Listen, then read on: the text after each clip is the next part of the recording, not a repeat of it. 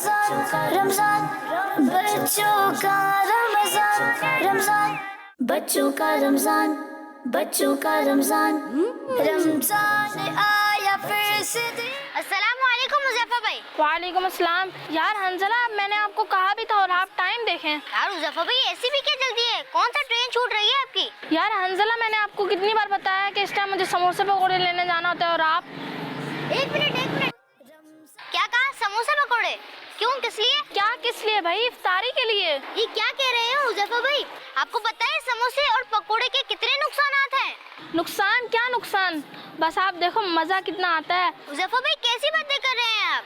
थोड़ी देर का मजा पूरी जिंदगी के लिए मुसीबत बन जाए, इस ऐसे मजे का क्या करना? इफ्तारी के वक्त तो हम खाली पेट होते हैं, तो हमें चाहिए कि हम अच्छे फ्रूट खाएं ताकि हमारे अंदर एनर्जी पैदा हो। तो क्या समोसे खाने से एनर्जी पैदा नहीं होती? देखिए हुज़ैफा भाई, मैं आपको समझाता हूँ। समोसे और पकोड़े ऑयल में तले जाते हैं और ऑयल में तलने वाली चीज हमारे लिए नुकसानदेह है, और बाजार के समोसे पकोड़े तो हमारे लिए सरासर नुकसान ही नुकसान है। पहले हमारे घर पर भी समोसे और पकोड़े आते थे, मगर जब हमें इसके नुकसानात पता चले तो हमने इससे अपनी जान छुड़ा ली। अच्छा हंजला भाई, मैं भी अपने घर के लिए फ्रूट ही ले लेता हूँ।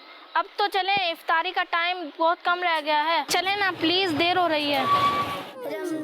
बच्चों का मदनी चैनल आ गया, बच्चों का आ गया।